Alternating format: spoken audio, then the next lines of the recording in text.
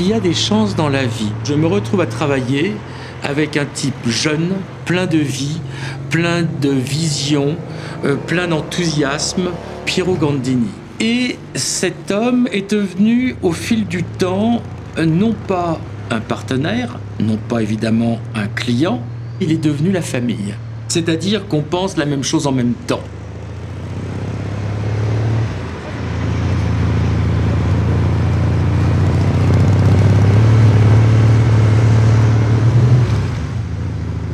La collaboration avec Philippe Starck, c'était une expérience humaine. On parle d'un type poussé par sa créativité, son talent évidemment, mais poussé par son intérêt pour les gens. Quelqu'un comme ça a appris ce monde des gens très bien informés, très bien cultivés.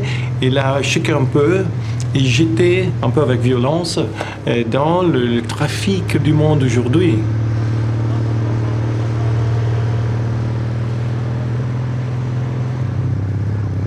Flos, c'est de la magie vitale. Ça vient principalement du fait que Flos produit de la lumière. La lumière est tout. Vous pouvez faire la plus belle chose du monde. S'il fait noir, on la voit pas. Après, dès qu'on a un début de lumière, il faut qu'il y ait la qualité de la lumière. Et il y a la façon dont on va la cristalliser. Quel est l'objet, quelle est l'entité, quelle est l'intention, quel est le projet, quelle est l'ambition qui va porter ce regard sur nous et qui va nous éclairer.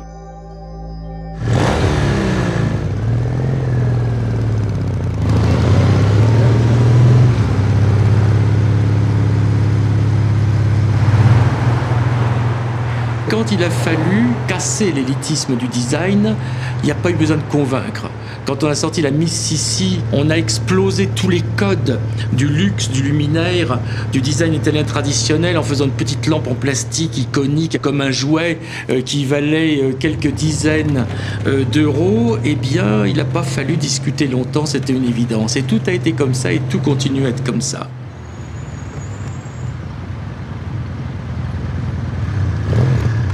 Flos avait dû commencer avec Achille Castiglioni et son frère, qui étaient des bricoleurs de génie. Un phare de voiture, un fil, et c'est une des plus belles lampes du monde depuis 40 ou 50 ans.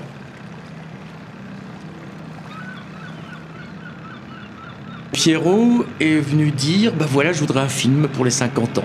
On veut tourner avec les deux fondateurs de Flos, Achille Castiglioni et toi. Et j'ai eu une surprise extraordinaire qui a été suivie d'un sentiment d'honneur formidable de pouvoir être considéré comme un des fondateurs de cette compagnie qui est l'aristocratie de la pensée, la noblesse du fonctionnement, en gros un peu tout ce qu'il y a de mieux, m'a fait très très grand plaisir.